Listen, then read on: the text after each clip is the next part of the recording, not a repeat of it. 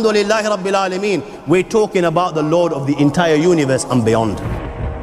The entire universe and beyond. You know, we live in this dunya and we are fascinated with this dunya which Allah subhanahu wa ta'ala indeed has created in a beautiful manner. We're fascinated. There are over billions of people which live on this dunya at this moment in time. Over 6 billion people that live on the dunya at this moment in time. This dunya of Allah subhanahu wa ta'ala is so big that there is space in this dunya for billions and billions and billions or more people.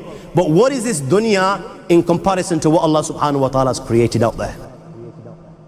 This dunya is insignificant. This dunya is meaningless to Allah. It means nothing. It is worthless. So worthless, compare it with the sun. The sun is one star. You know more science than me. You'll be able to tell me better.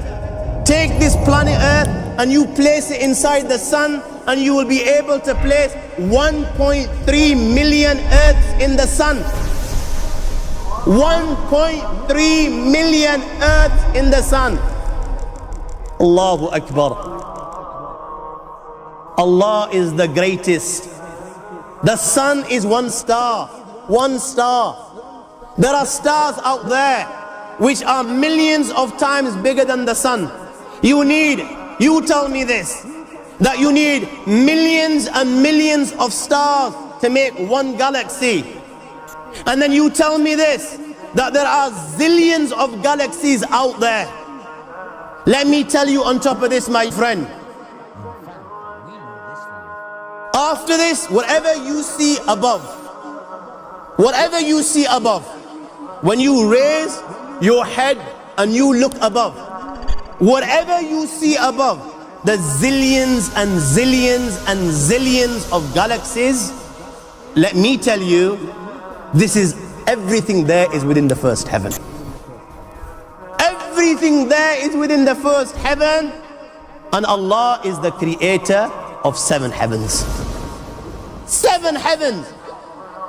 And the distance between the first heaven and the second heaven is 500 years. You know, the distance that can be covered in 500 years, at what speed? Only Allah knows. Only Allah knows. But it will take 500 years to get from the first heaven to the second heaven. 500 years from the second to the third, third to the fourth, fourth to the fifth, fifth to the sixth, sixth to the seventh.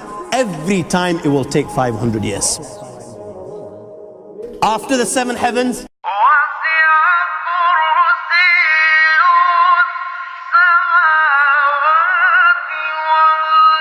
وَسِعَ كُرْسِيُّهُ السَّمَاوَاتِ وَالْأَرْضِ. You all read the Ayatul Kursi. You all know the Ayatul Kursi. After this, you have the Kursi of Allah. You have the chair of Allah subhanahu wa ta'ala.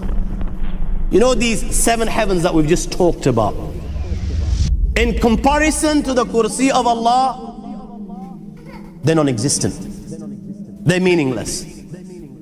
Rasulullah sallallahu alaihi wasallam has given an example in a hadith, just to give us a little bit of understanding with regards to the 7 heavens in comparison to the Kursi of Allah. Take a ring from your finger, take it off, the small ring that you have, and place it, let's say, in a desert, the Sahara Desert. It's the biggest desert in the world.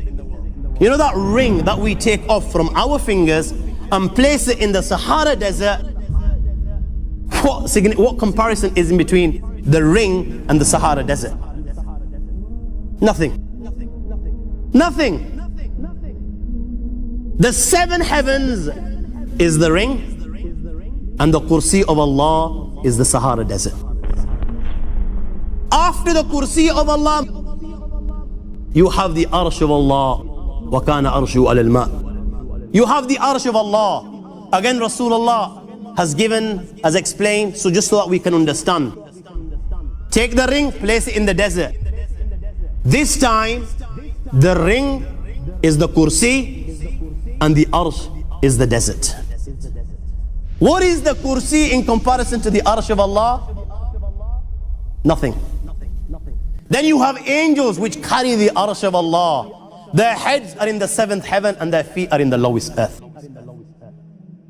My friends, then you have the Lord of the Arsh and Kursi. لا تدركه الأبصار وهو يدرك الأبصار وهو اللطيف الخبير. He is beyond the size of Allah, who Allah is, what Allah is. The greatness of Allah is beyond the comprehension of my little mind. This is the being that you and I are messing with.